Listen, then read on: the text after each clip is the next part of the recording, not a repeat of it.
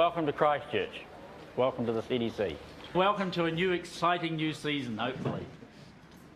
Okay, the first thing, of course, to remember is that the clothing we've packed in your orange bags for you today is based on where you're working in Antarctica and what particular job you're doing.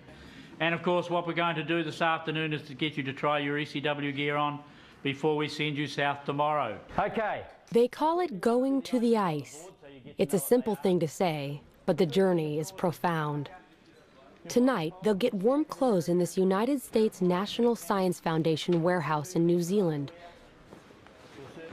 Tomorrow, they'll leave for Antarctica, 2,400 miles to the south. My name is Norbert Wu. I'm an underwater photographer. I've been going to the ice since 1997. Most people call me Norb. You better have two large ones. They're too tight. Turn them back and just get the pants. Okay. Just the boots. Yeah. Well known for Antarctic photography, Norb Wu and his team have been invited by the NSF's Antarctic program to take high-definition video cameras into some of the least accessible waters in the world. Norm apparently got a phone call this morning. My name is Christian McDonald. I've been to the ice 6 times. I'll be diving and helping Norb with logistics. How much weight? What are our weight actually? Okay. And at this stage it's 280 pounds, unfortunately, which means that we can only take so much gear. Okay. But it'll follow. It'll follow in the next flight. As soon as possible, yeah. So what's going on, Noel? Well, we got to repack everything. So this stuff is going to join us on the next flight, which could be anywhere from just 2 days to 2 weeks. You never know. Check-in time tomorrow morning will be 5 a.m. Okay? So that's basically all there is to it. At first, it's like getting up early to go on an airliner to anywhere. Same standing around, same security hassles. Feels like going to Chicago. Hey Dale, can you do me a favor and hand me my parker? It's right on there. This is the second year I've gone to the ice with Norb. I'm Dale Stokes. I'm an oceanographer.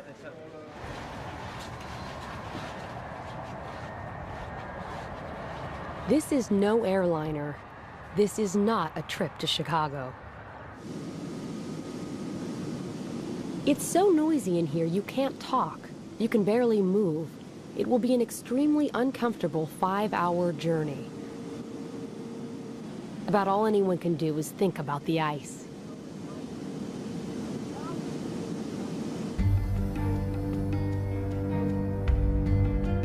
Antarctica is dominated by ice.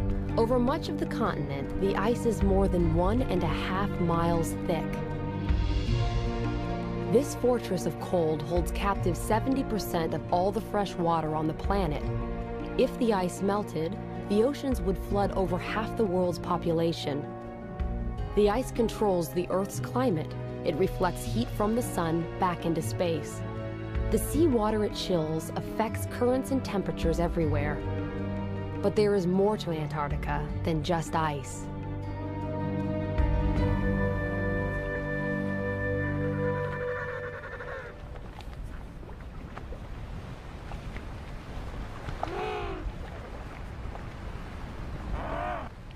On the surface, Antarctica seems bleak with its endless cold and its flightless, awkward birds.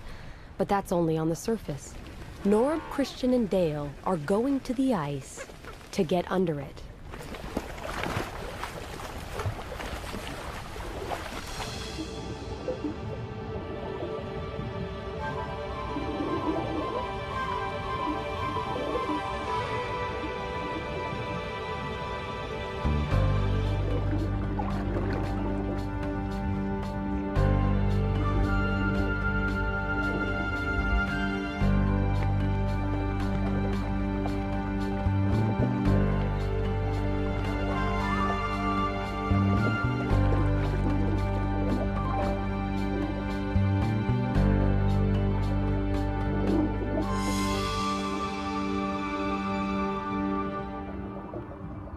Norb's team is flying as far south as you can go and still find ocean.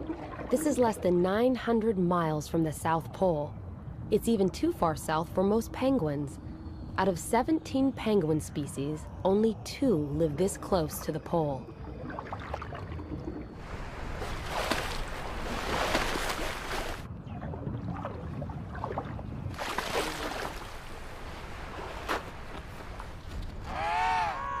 The big ones are emperors. The small one is an Adelie. The penguins only look awkward on the surface. They are completely at home. 5 hours after takeoff, the plane lands on the frozen sea near McMurdo Station, a United States research base.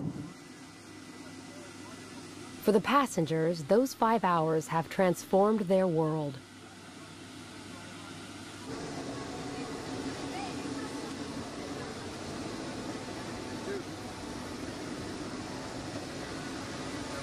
Thanks for flying with us.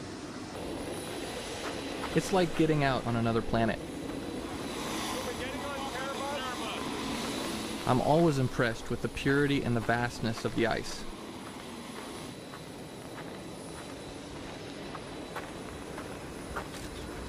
The sea we want to explore is beneath our feet, locked away under 6 feet of ice. But first we have to learn to deal with the ice. This is Snowcraft 1.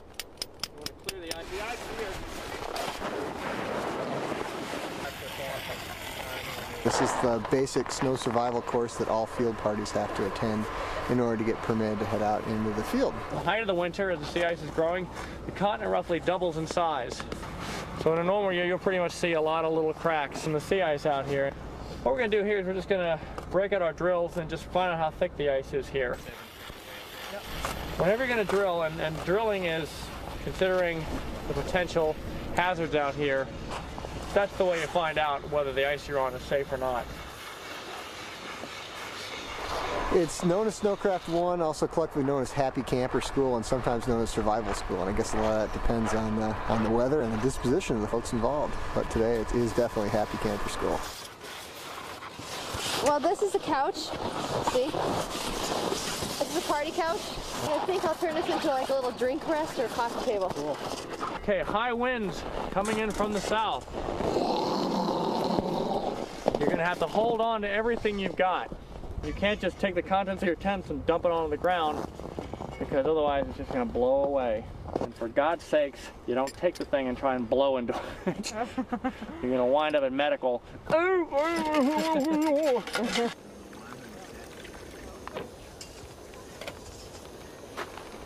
This is a classic Antarctic day out here. It's virtually dead calm, lots of sunshine, but the potential for it to change in the next 2 hours or less is pretty dramatic and pretty amazing. Intimidating, I think, is probably the best word for it.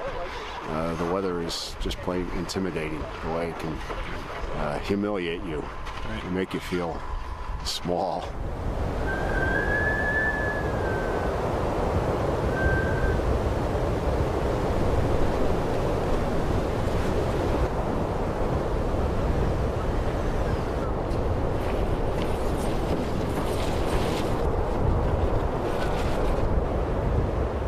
It's mid-October, springtime at McMurdo Station. If you have any trouble at all, you just call MacOps and tell them you have a dive accident. They'll page everyone. Hundreds of scientists and technicians are here, but most of them, like Norb's team, are inside, getting ready for the season's work. What transportation options will be best? If you're diving locally here, the best transportation is going to be your Sprite. Rob Robbins is McMurdo's diving coordinator. He'll often dive with the team. Have a helicopter launch from here, go up there and pick you up. So people call this place Mactown. It's a frontier outpost, a modern version of an old mining town. When the weather breaks, everyone scrambles to get out in the field. They're all chasing the most elusive kind of gold, knowledge. This year, the National Science Foundation will support 127 major research projects. The projects cover everything from microscopic worms in the ground, to the movement of ice sheets, to the hole in the ozone, to the crystals made in the big volcano called Erebus, the dominant landmark here.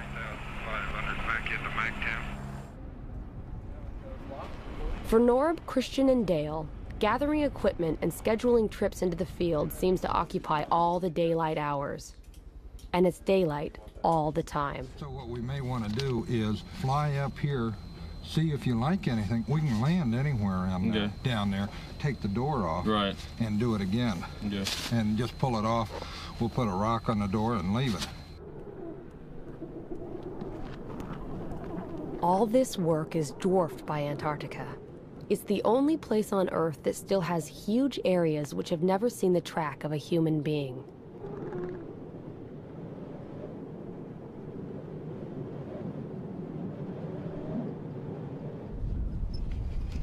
I'm so ready to dive, I'll dig with a toothpick if I have to.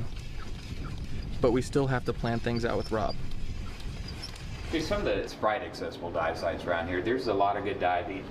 At Cape Armitage, it's fairly shallow. There's a shoal there. There's a lot of anchor ice. It's really pretty spectacular. Little Razorback, which is maybe an hour away or so, a lot of big pressure ridges there, so that's a good spot. Are we going to be able to cross them?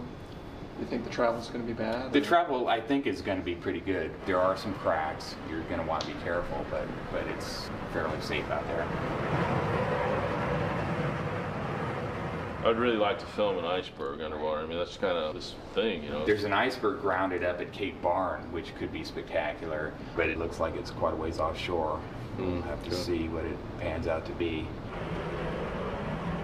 This ice is 6 feet thick.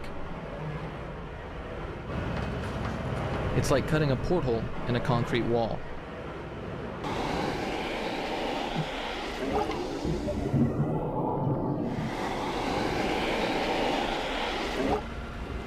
But we can't just go jump in the hole.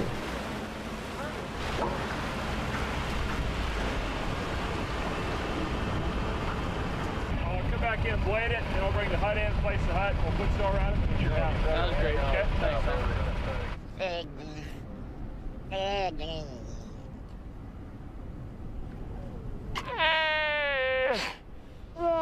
Waddell seals are at home on the ice.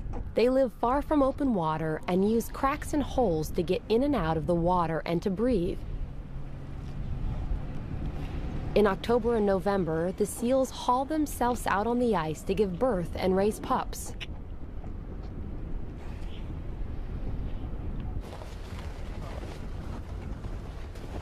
After 10 days of preparation, we're ready. I admit it, I'm a wimpy diver. I hate boats, I get seasick. This is great. No waves. You just drive out on a frozen ocean in this big red thing, which is called a Sprite.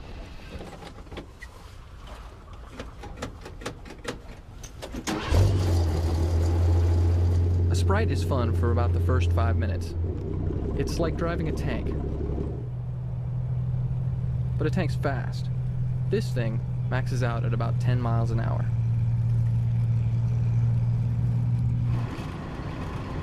After 5 minutes, it's sheer unadulterated hell.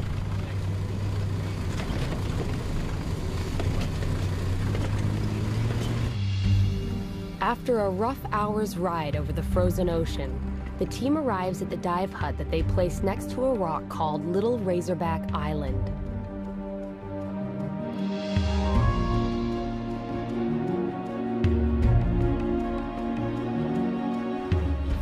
Dale will be first into the water. 3 layers of underwear and a dry suit. It still doesn't really keep you warm. But for me, it's worth it. There's no diving like this anywhere else in the world. The only thing exposed to the water is your lips. At first, they burn, but then they get completely numb, and it's okay.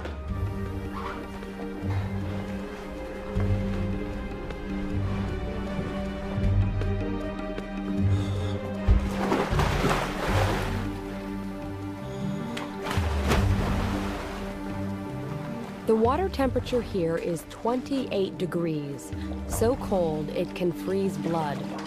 If something goes wrong, there are only 2 places to get out, this hole and a nearby safety hole. But diving is what they came all this way to do.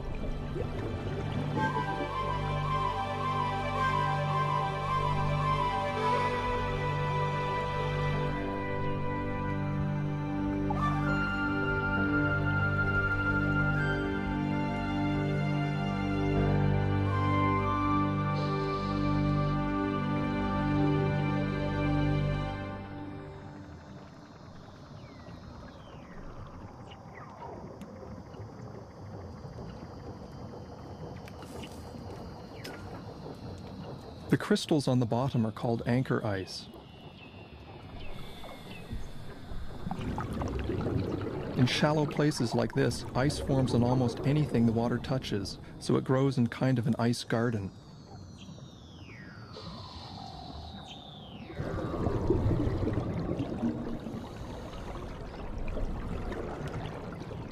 Sometimes it picks up stones or even living creatures like this sea urchin, and then carries them up to the ceiling.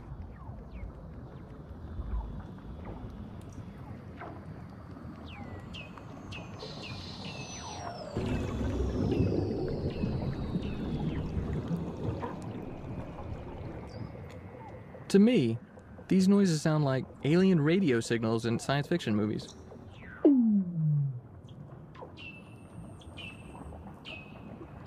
They're actually the calls of Weddell seals.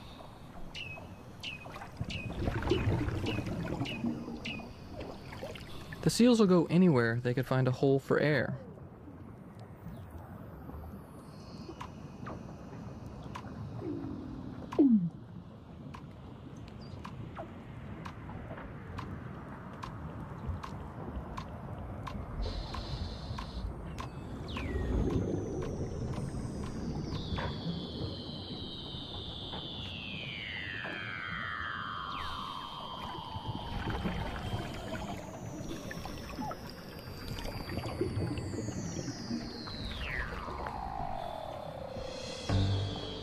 I've dived in a lot of places that are famous for clear water. The Great Barrier Reef, the Bahamas, Tahiti, Hawaii. This is far clearer. At this time of year, you can see almost a quarter of a mile.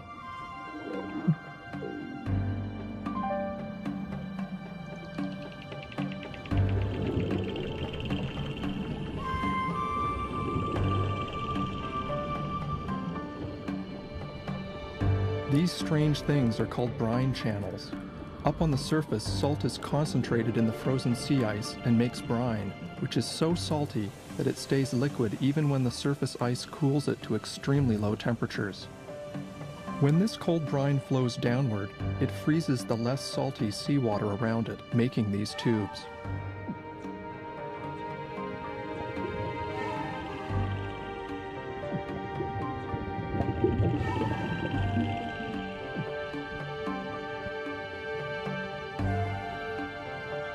We're diving in shallow water because most of the action is on the ocean floor. These sea stars have just finished off an urchin and are attacking each other. Some of these animals are far bigger than similar species elsewhere. This sea spider is a giant compared to its cousins that live in warmer water. Isolation helps these animals evolve differently, and their slow metabolism in the cold lets them grow older and bigger.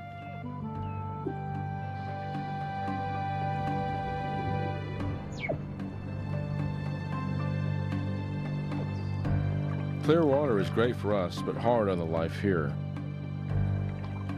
There's been no sunlight for 4 months, so nothing has been growing in the water.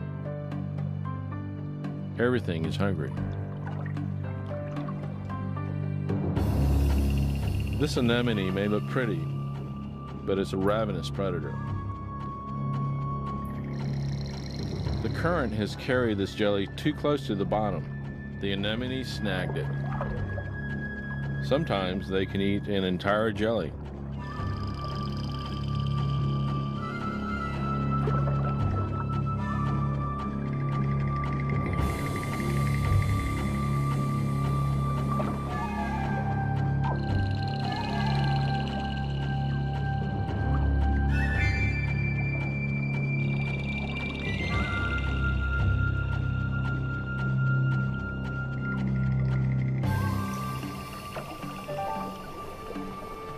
After about 40 minutes, you start to really get cold. It's time to get back to that warm hut. Under the ice, you have no clue what the weather's been doing, but this is Antarctica. It's sure to be different.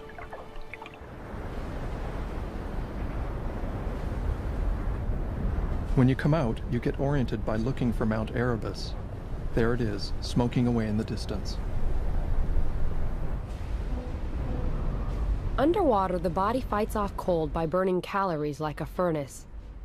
Cool, baby. Everyone is physically exhausted. Ceiling, very, very cool. But the whole blue room sensation is from dropping down out of the second tunnel and then looking up into the blue room. That's pretty vicious. That's the sensation right there. But other than being tired, they're exhilarated.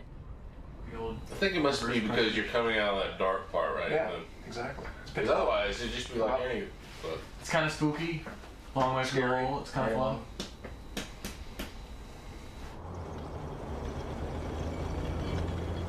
The next day, they're right back out on the ice.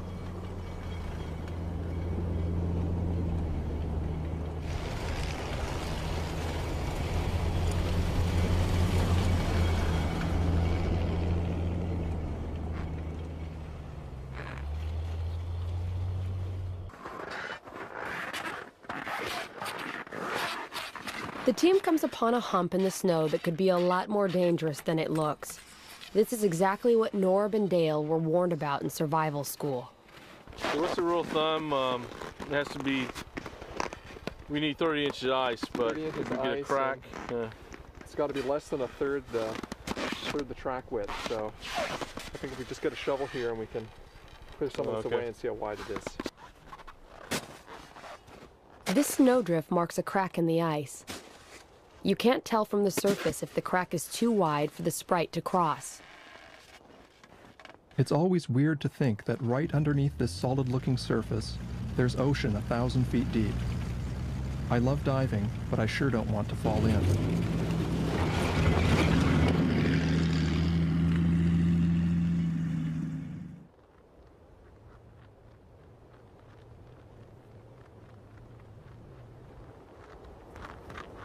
The penguins know how to get around better than the team.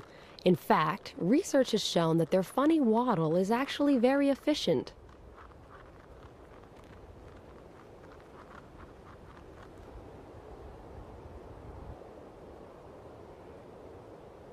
There are all sorts of mysteries under the ice.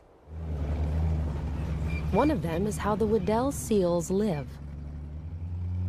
In this field camp near McMurdo, biologists are studying the seals. They have drilled a hole in the ice so far from the other holes that a seal released here has to come back. It's held captive by its need to breathe. Under a special research permit, this male was captured and he'll work with the scientists for a couple of weeks, then be returned to the place he was caught. They have glued instruments on his back and a camera on his head to explore a world of life and hunting under the ice that would otherwise be hidden forever.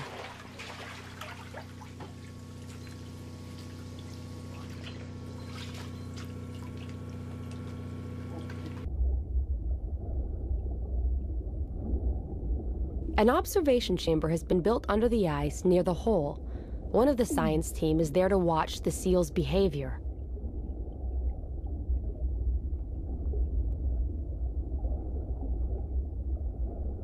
This seal, and others that have worn the equipment, have led to breakthroughs in the study of Weddells. The video the seal takes is a first. Here, with the camera pointed forward, is something divers and scientists had never seen before. The seal blows bubbles at the sea ice ceiling and flushes out its prey.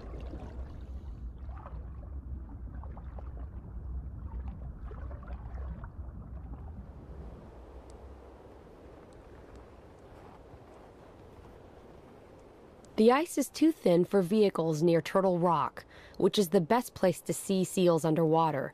The team must hike with tanks, cameras, weight belts, and all.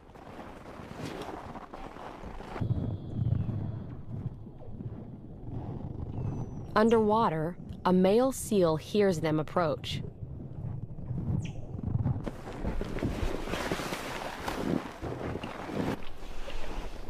He checks them out, but he has other things on his mind. There is a female in the neighborhood.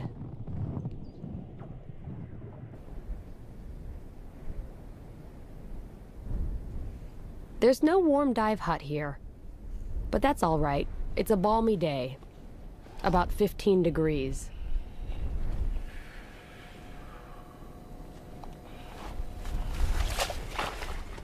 Since the big drill can't get here, the team has to dive through a seal hole. The water's constantly refreezing, but keeping the hole open is one thing the divers can do more easily than the seals. Seals have to use their teeth.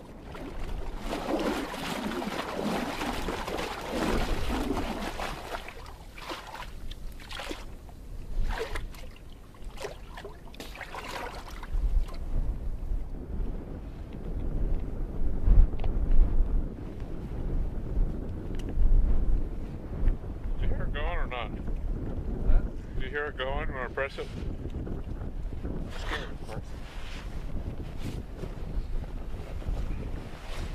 Making a lot of noise though. The details get you every time. I've had trouble with this hose before, so I want to be real sure it's working.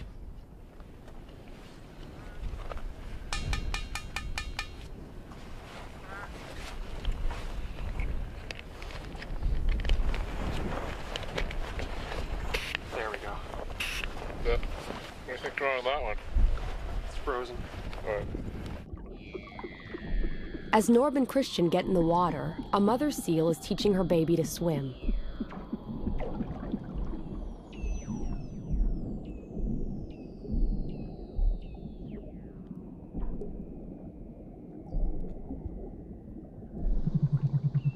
But she has other concerns too. Females, once they've given birth, are often ready to breed, and this female knows that the male is around.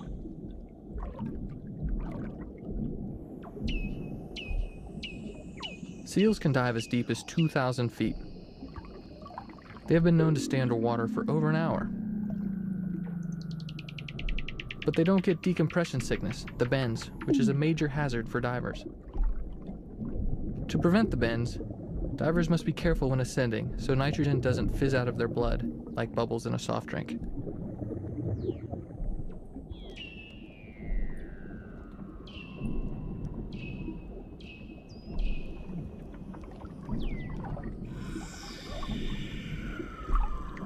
As we watch, a male shows up to chase the female.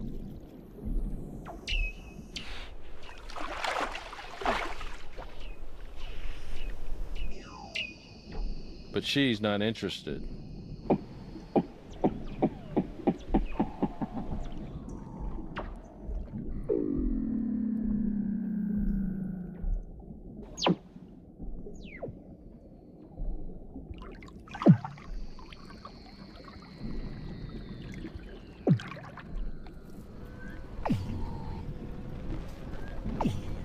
The males sometimes fight each other at breathing holes, so we try to use holes that aren't occupied. As Christian heads for the hole to get out, something unexpected happens.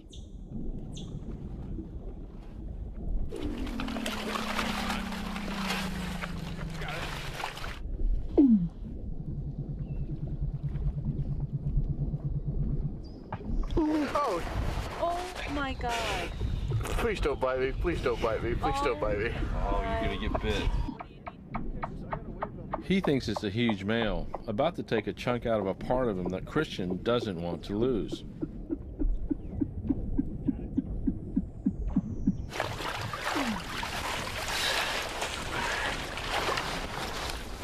Like, whoa, somebody's goosing me.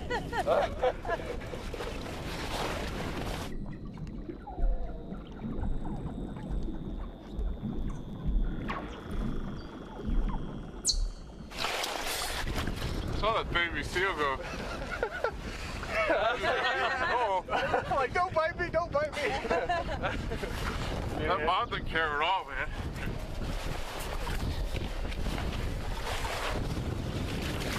Go. Is that the baby that came up then? Yeah. I was like, oh. Big dude over here, scraping out a hole. This big one is a leopard seal. He's near the top of the food chain. A wolf of the Antarctic. A penguin eater.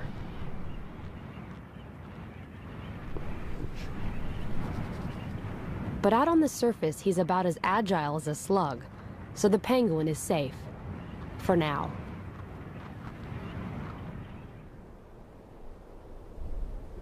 Kular Cliffs, the next dive site, is too far away from McMurdo Station for the team to use a drilling rig.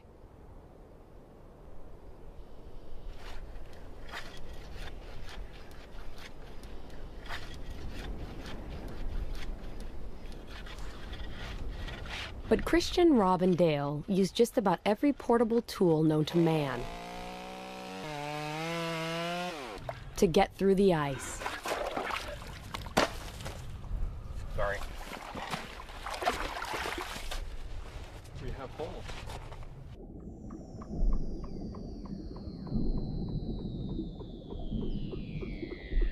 This is the type of sea star that I have never seen before, using its long arms to pick plankton out of the water as the current moves past.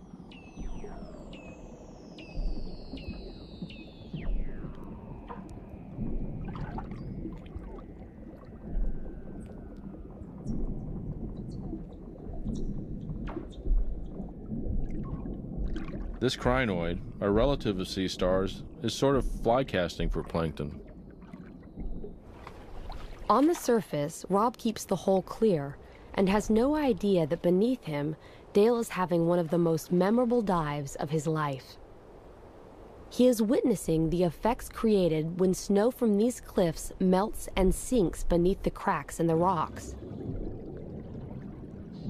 Under the surface, the fresh water seeping back out from the rocks is frozen by the colder seawater. It looks like a frozen waterfall.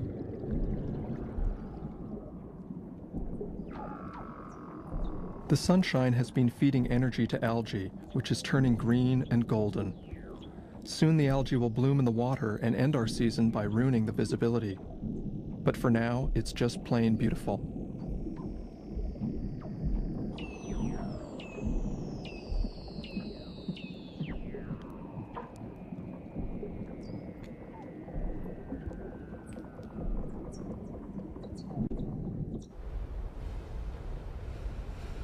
On a slope below Mount Erebus, a glacier flows to the sea from the thick ice in the interior. In some ages of the Earth's history, Antarctica's ice has flowed completely away. Today, scientists are studying this ice, trying to learn whether it is growing or shrinking and why. This simple and precarious balance between what is frozen and what is not affects everyone on Earth.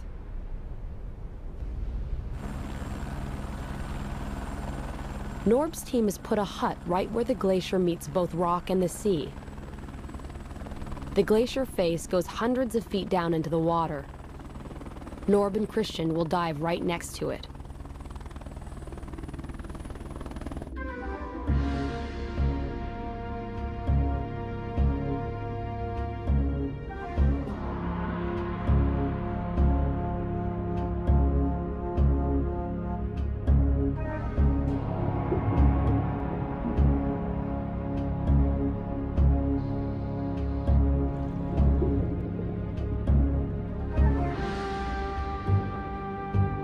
This is a spooky place. When you swim close to this, you can't really tell where the water ends and the ice begins. It gives you kind of an ominous feeling.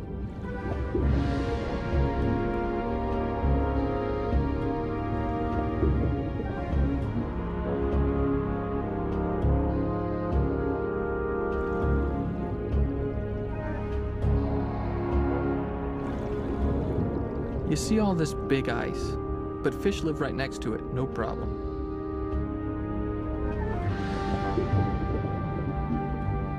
They make their own antifreeze in their pale blood.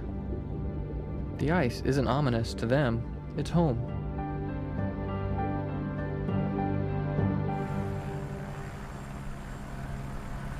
Every year, Antarctica sheds thousands of icebergs like flakes of its skin. Everyone knows that icebergs hide most of their mass underwater, which is why the team wants to shoot near one. But that, like everything else here, is going to be harder than they thought.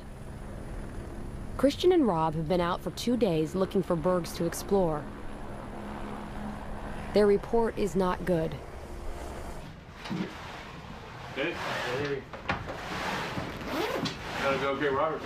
Well, Cape Roberts is pretty nice, but we weren't able to find any diveable icebergs. Oh, you kidding? No, actually, we tried quite a bit. We spent a couple days chainsawing holes and trying things out, but it doesn't look too good. No, really? So you're saying, what, out of all those bergs over there, you don't think any one of them's diveable?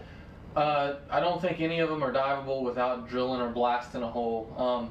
Most of the icebergs are packed tight by the sea ice. No cracks, no openings, no nothing. And a lot of snow drifted up around each of them. We did find one berg that had kind of calved off and collapsed. And as it collapsed, it broke the surrounding sea ice around it, which looked really good. It looked like there was some thin spots we can get in, and there was a seal or two around. God, we spent like 5 hours chainsawing this thing open enough so that we could get in. Turns out, not only was it really dark and murky and kind of freaky, but when it looked as if when the iceberg calved and it broke all the sea ice around it, it pushed all that broken sea ice underneath the surrounding sea ice. So as soon as you open up a hole, it could be plugged up by this broken piece of ice that's underneath the underneath. It's dangerous. So I kind of jumped in and went down about 8 or 10 feet, and all the ice started kind of shifting around around me, and so I came back up. Didn't like it. But the team is determined to dive an iceberg and find this berg frozen in the sea ice.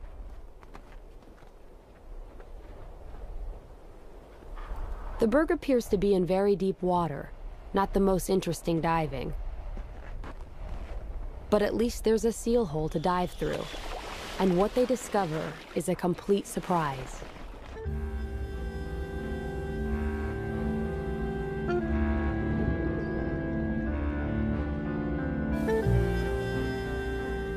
This is very cool. There's rock right under the berg. It's not in deep water after all. There's an underwater pinnacle here, and the berg crashed into it like a ship hitting a reef.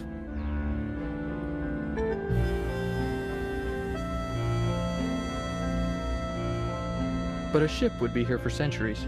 It's hard to imagine, but soon this huge structure will just disappear.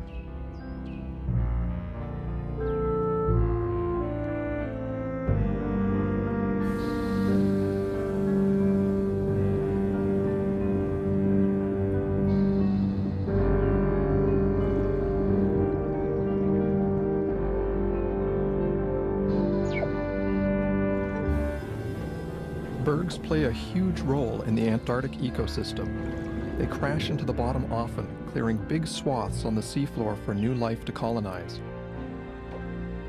Some scientists think this constant churning of the bottom is one of the reasons that life down here is so diverse.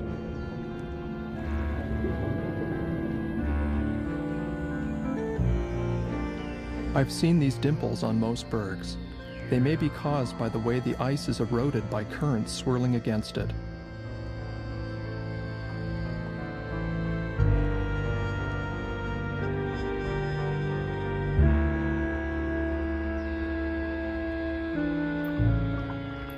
Young fish take refuge in the dimples.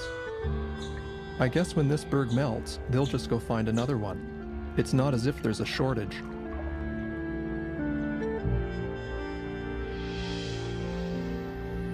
This is a desmodina, the same kind of jelly that was nailed by the anemone. It's riding higher in the current though, fishing with 40-foot long tentacles.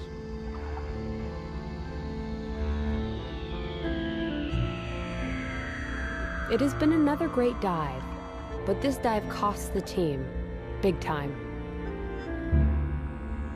Calling from McMurdo Station in Antarctica. I'm a physician, I'm a diver, and I have somebody here who's a professional diver who really seems like he has decompression sickness. Diving down here. Dale is in trouble. He may have the bends. Diving heavily for a week. It's a sharp pain in my back, and I don't want to mess with it. If there's a bubble in there, you never know. You can be paralyzed for the rest of your life. Sometimes you just don't recover, and you can't dive ever again. Kind of a tough one. Now, we do have a chamber here, and the chamber is standing by. Might as well get in. Here we go. See ya. Bye. Imagine being told that you can no longer do something that has been a large part of your life since you were a child. 30 seconds for a descent to 60 feet. Dale has been placed in a hyperbaric chamber, an enclosure in which air pressure is first gradually increased and then gradually decreased. This shrinks the nitrogen bubbles in Dale's tissues and allows the extra nitrogen gas to safely diffuse out of his body. I feel selfish for being depressed about losing what some may consider to be a hazardous job. Most of all, I'll miss being underwater, under the ice.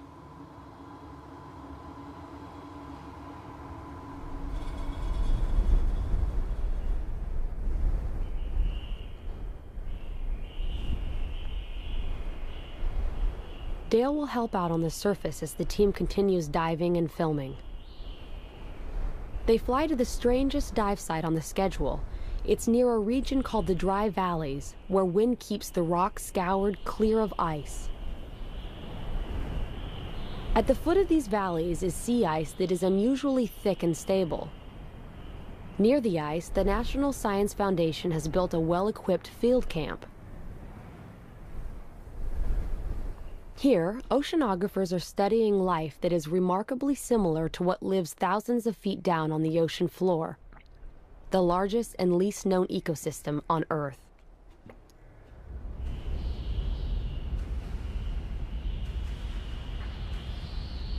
But the depth here is only 90 feet. It's the ice, so thick it never breaks up, that makes this shallow world as dark and cold as the bed of the deep sea.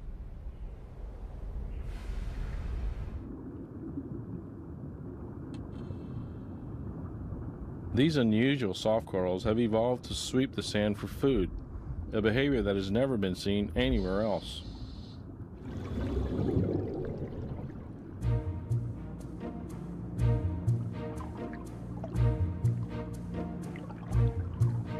Among scallops, these brittle stars fight each other like stick warriors. The red ones eat the white ones, if they can catch them.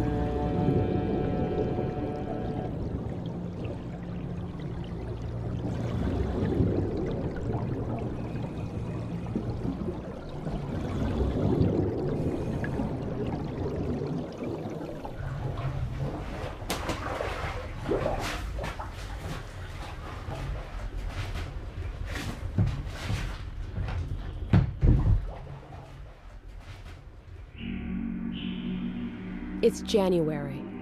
On the shore, water is cut loose by temperatures that flirt with a thaw. But summer ages quickly. The midnight sun sinks toward the first sunset of autumn, and there are new visitors to McMurdo Sound.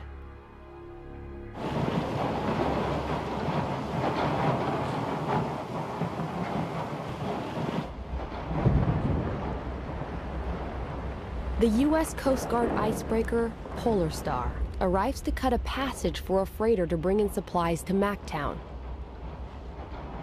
In the strips of open water behind the icebreaker, minke whales appear. They're feeding on plankton that has bloomed in the water under the ice in the constant daylight. Minkies, among the most common whales in the world, are still hunted in Antarctic waters. The sudden appearance of abundant food is good for them, but bad for diving. The great visibility is gone, so Norb's time here is almost over.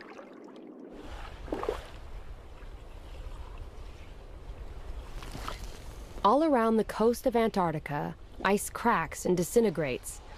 The expanse of sea ice has shrunk from its maximum of 7 million square miles to its minimum of only about 1 million. There are other visitors out there, but they're more elusive. For days, the team searches outside McMurdo, looking for the orcas that often haunt the ice edge. But day after day, the patches of water are empty. Then, in one breath, everything changes. The ice of the whole bay seems to be breaking up in front of our eyes, opening into long strips of water that are called leads.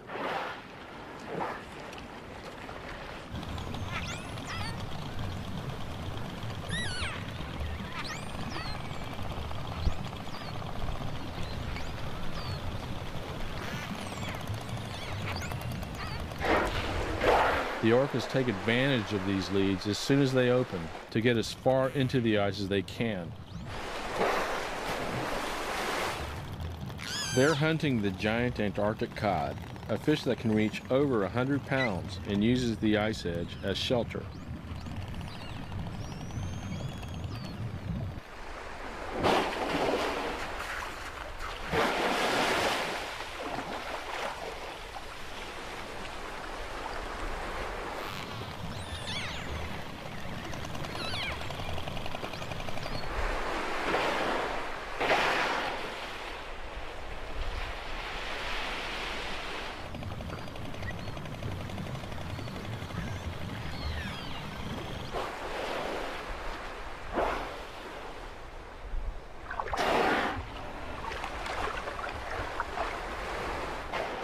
Everyone thinks that orcas eat penguins. These Adelie penguins seem to think so too.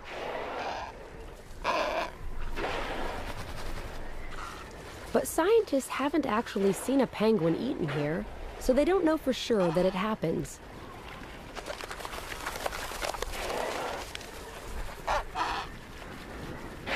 Still, when whales are around, penguins play it safe.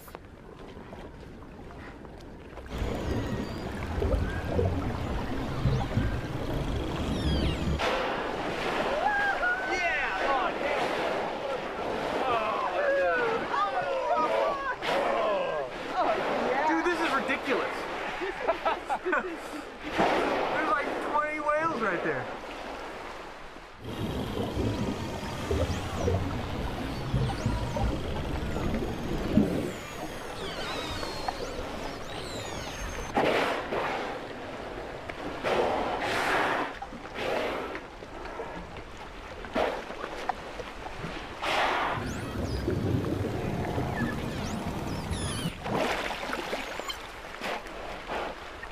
Orcas seem to watch us by doing what we call spy hopping, checking out the surface. They may also spy hop to look for new leads or to navigate back to open water.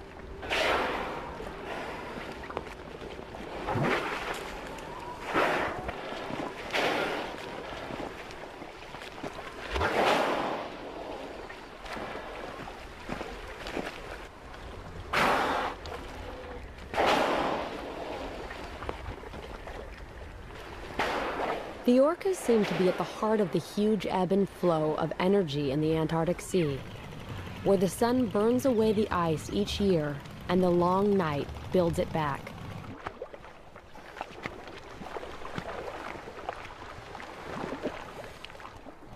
On our last day, Rob is filming me with his digital camera. And suddenly, something happens that reminds me that for all our study, we still know very little about life under the ice. The whale checks me out, then sends some kind of message, but I have no idea what it means.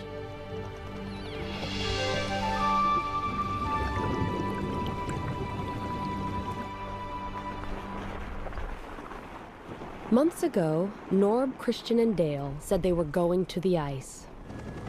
There is no casual term for leaving it.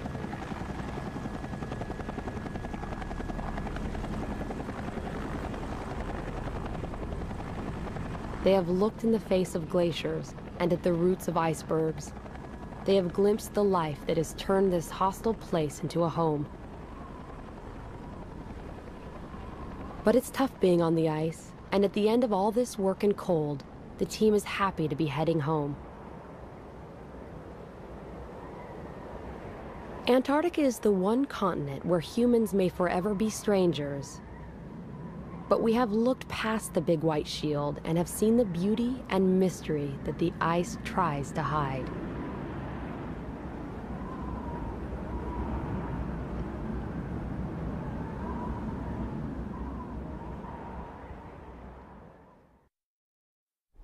Under Antarctic Ice is available on VHS for $19.95 and DVD for $24.95 plus shipping. To order, call 1-800-336-1917 or write to the address on your screen. Oh my goodness, look who it is. Hi, honey.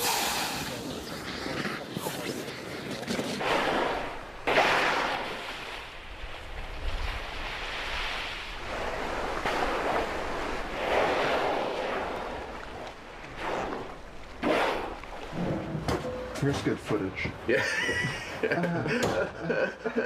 It hurts. It hurts. Going.